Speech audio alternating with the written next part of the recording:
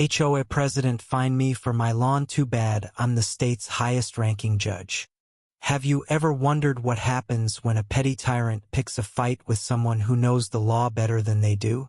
Margaret Ellison, the iron-fisted HOA president of Willow Creek Estates, thought she could bully anyone into submission with her clipboard and rulebook. Her latest target? Judge Evelyn Harper, the state's highest-ranking judicial officer, whose lawn was apparently half an inch too tall for Margaret's liking.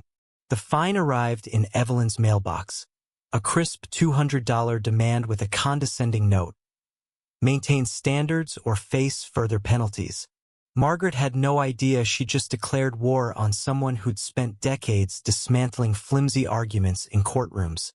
Evelyn wasn't just any homeowner. At 58, she'd risen to the top of the state's judiciary, known for her razor-sharp intellect and unwavering commitment to justice. Her home in Willow Creek was her sanctuary, a modest colonial with a garden she tended herself, a place to escape the weight of her robes. But Margaret's reign had turned the neighborhood into a pressure cooker.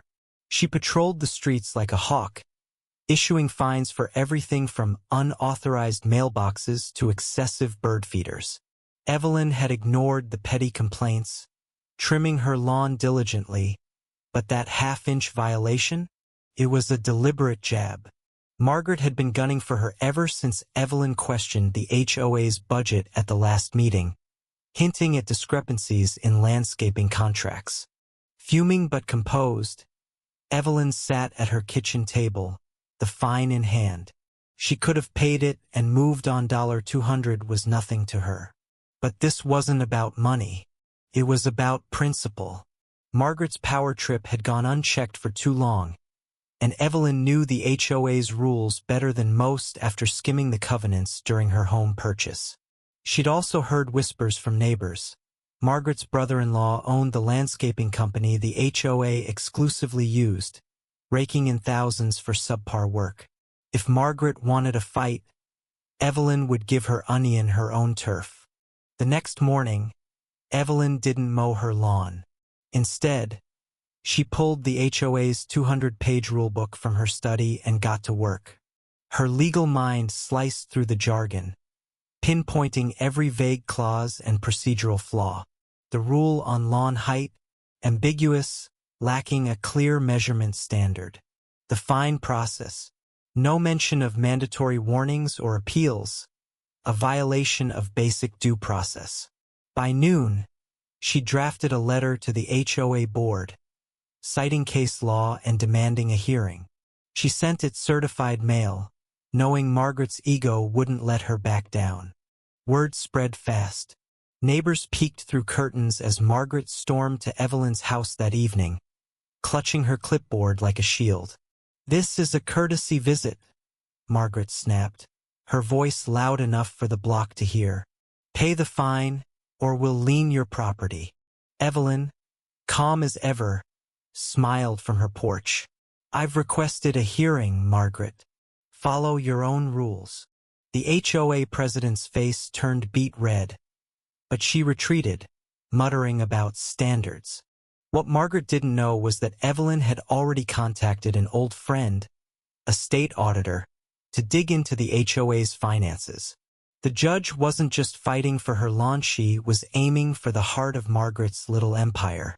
The hearing was set for the following week at the community center, and it was the hottest ticket in Willow Creek.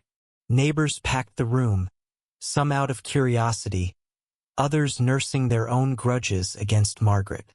The board, a trio of Margaret's loyalists, sat stone-faced as Evelyn walked in, her presence commanding without effort. Margaret opened with a lecture about community pride, waving a photo of Evelyn's lawn like it was a crime scene.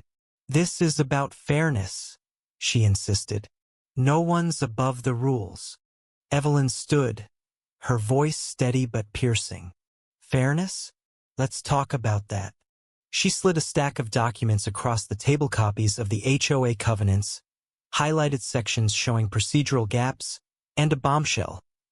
a state statute requiring HOAs to provide clear evidence and due process before fining residents. Margaret's photo? Inadmissible, lacking a timestamp or verifiable measurement. The room buzzed as Evelyn dismantled the fine, clause by clause, citing precedents that left the board squirming. Then came the twist. Evelyn introduced a neighbor, Tim, a quiet retiree who'd been fined $500 for a non-compliant fence. Tim revealed he'd seen Margaret's brother-in-law measuring his fence after the fine was issued, fabricating evidence. Gasps rippled through the crowd. Margaret's clipboard clattered to the table. The confrontation escalated as Margaret tried to regain control. "This is my board," she shouted, slamming her hand down. "You can't undermine us." Evelyn didn't flinch. "Your board? Or your personal fiefdom?" She projected emails she'd obtained through a public records request, showing Margaret funneling HOA funds to her brother-in-law's company without competitive bids. The crowd erupted, neighbors shouting about their own unfair fines. The board, sensing the tide turning, adjourned the hearing in panic, but the damage was done. Margaret's authority was crumbling, and Evelyn wasn't finished. Over the next month, the neighborhood became a battleground. Evelyn organized residents, teaching them their rights under state law and helping them file complaints. The state auditor's report landed like a grenade. Margaret's brother-in-law had overcharged the HOA by $50,000, with Margaret signing off on every invoice.